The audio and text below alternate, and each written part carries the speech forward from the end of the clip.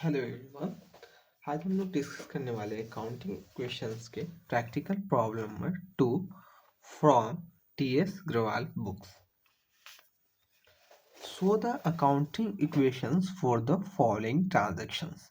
जो ट्रांजैक्शंस हम लोग को नीचे गिवन है उसकी हेल्प से हम लोग को अकाउंटिंग इक्वेशंस प्रिपेयर करना और उसके इम्पैक्ट को दिखलाना अकाउंटिंग इक्वेशंस पे। Transaction number 1, Gopinath started business with cash 25,000 rupees. Gopinath ने बिजनेस स्टार्ट किया है कैश के साथ, डेट इज 25,000 रुपीज। तो इसके इम्पैक्ट को रिकॉर्ड करना है अकाउंटिंग इक्वेशंस पे। अकाउंटिंग इक्वेशंस क्या होता है? एक मैथमेटिकल एक्सप्रेशंस होता है। अकाउंटिंग इक्वेशंस में वैल्यू ऑफ एसेट इक्वल होता है value of liabilities plus capital के। It means asset equal to liabilities plus capital. तो ये ट्रांजैक्शन जो हुआ, Gopinath started business with cash, इसका इम्पैक्ट देखना एसेट पे क्या पड़ रहा है, लाइबिलिटी पे क्या पड़ रहा है और कैपिटल पे क्या पड़ रहा है। तो Gopinath started business with cash 25,000। तो बिजनेस के अंदर क्या इंक्रीज हुआ होगा? बिजनेस के अंदर कैश इंक्रीज हुआ होगा, बिकॉज हम लोग अकाउंटिंग जो करते हैं वो बिजनेस के पॉइंट ऑफ व्यू से करते हैं। तो बिजनेस में क्या इंक्रीज हुआ होगा? कैश इंक्रीज हुआ। कितने से? 25,000 से कैश इंक्रीज हुआ। और साथ ही साथ कैपिटल इंक्रीज हुआ होगा। कितने से कैपिटल इंक्रीज हुआ होगा? 25,000 रुपीज से कैपिटल इंक्रीज हुआ होगा। तो कैश कैश साइड हम लोगों ने एसेट के अंदर हम लोगों ने इनर कॉलम ड्रॉ किया। किस चीज का? कैश का। कैश कितना आ गया? 25,000। कैपिटल कितना आ गया? 25,000 हो गया। Second, purchase goods from Shyam 10,000। हम लोगों ने गुड्स परचेज किया श्याम से 10,000 रुपीज का। नाम मेंशन से इट मीन्स हम लोगों ने क्रेडिट बेसिस पे गुड्स परचेज किया है। तो स्टॉक कितने से इंक्रीज हो जाएगा? 10,000 से इंक्रीज हो जाए। एक एसेट इंक्रीज हो गया 10,000 रुपीज से, उसके साथ साथ एक लाइबिलिटी इंक्रीज हो गया, दैट इज आवर क्रेडिटर। कितने से? 10,000 से। तो सेकेंड ट्रांजेक्शन का कैश के कॉलम में नील कर देंगे। स्टॉक कितने से इंक्रीज हो गया? 10,000 से इंक्रीज हो गया। और क्रेडिटर कितने से इंक्रीज हो गया? 10,000 से इंक्रीज हो गया। और कैपिटल पे कोई इंपैक्ट नहीं है इस ट्रांजेक्शन की वजह से। ये दोनों ट्रांजेक्शन जैसे रिकॉर्ड कर लेंगे बुक्स ऑफ अकाउंट में, तो उसका इम्पैक्ट, नेट इम्पैक्ट की हेल्प से हम लोग न्यू इक्वेशंस बनाएंगे। न्यू इक्वेशंस किस तरीके से बनाएंगे? ऐड और सब्ट्रैक्ट करके। 25,000 कैश भरा फर्स्ट ट्रांजेक्शन की वजह से, सेकेंड ट्रांजेक्शन की वजह से कोई इम्पैक्ट नहीं गया। तो इस दोनों को ऐड करने के बाद कैश का बैलेंसेस कितना आ गया? 25,000 आ गया। स्टॉक का बैलेंसेस कितना हो गया? दोनों ट्रांजेक्शन्स की वजह से 10,000 का स्टॉक का बैलेंस। क्रेडिट कितना हो गया? 10,000 हो गया। कैपिटल 25,000 हो गया। Third transaction, sold good to Sohan costing 1,800 rupees. हम लोगों ने सामान बेचा है सोहन को 1800, जिसका कॉस्ट था कितने में? 1500 में बेचे। इट मीन्स 300 का जो डिफरेंसेस है, 300 का जो डिफरेंसेस है, वो डिफरेंसेस क्या चीज़ को शो कर रहा है? हम लोगों ने लॉस पे गुड्स बेचा है सोन को, बिकॉज 1800 तो कॉस्ट है। 1800 के कॉस्ट वाले गुड्स को हम लोगों ने 1500 में बेचा है, मतलब 300 के लॉस पे बेचा है। ठीक है, तो 300 का लॉस हो गया। तो स्टॉक कितने से डिक्रीज हो जाएगा? Debt is our asset. कितने से?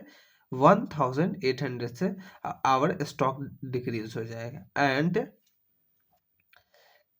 एंड डेटर कितने से इंक्रीज है? नाम मेंशन है सोहन, इट मीन्स हम लोगों ने क्रेडिट सेल्स किया है। डेटर कितने से इंक्रीज हो जाएगा? 1,500 से डेटर इंक्रीज हो जाएगा।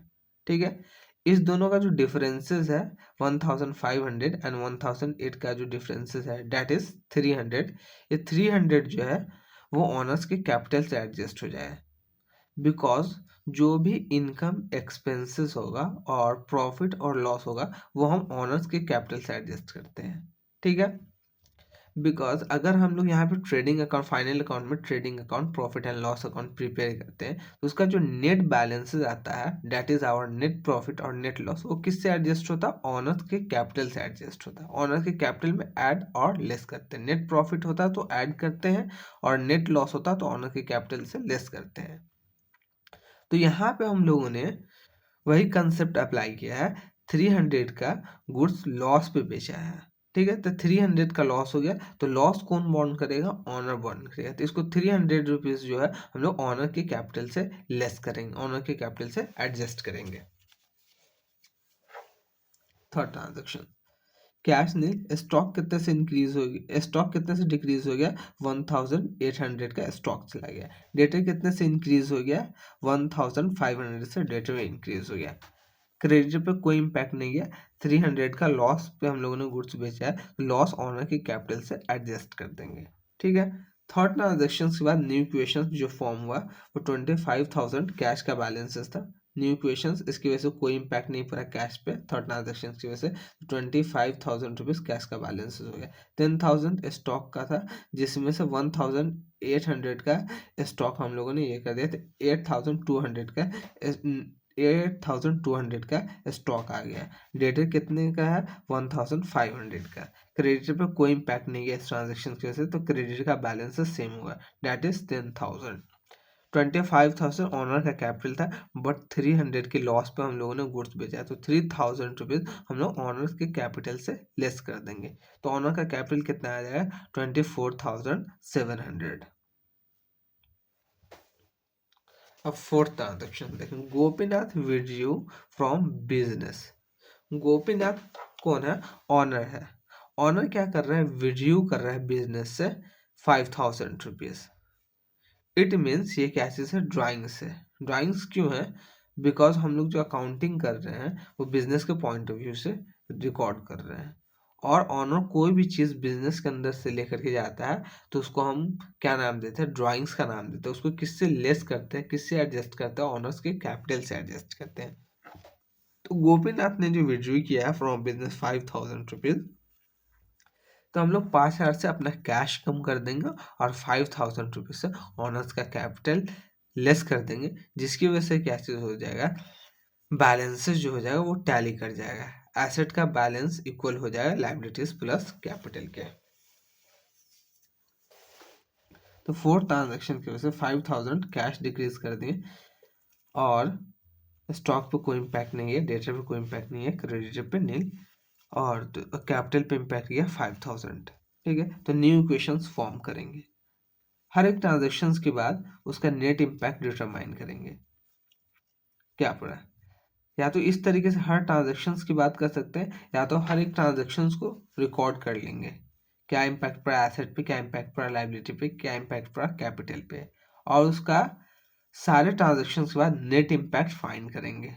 नेट इम्पैक्ट से ये फाइंड करेंगे कि कैश का कितना बैलेंस है at the end of every transaction, and क्या बैलेंसेस है ऑल अदर एसेट्स का, एंड क्या बैलेंसेस है ऑल लाइबिलिटीज का एंड कैपिटल का। ठीक है, तो 5,000 से ऑनर के कैपिटल को लेस कर देते, तो ऑनर का कैपिटल कितना आ गया?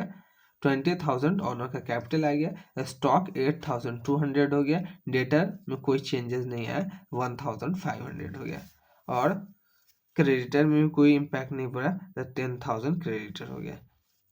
कैपिटल कितना हो गया? 19,700। ठीक है, तो सेकेंड प्रैक्टिकल प्रॉब्लम हम लोग टी एस ग्रेवाल बुक से हम लोग डिस्कस कर लिए।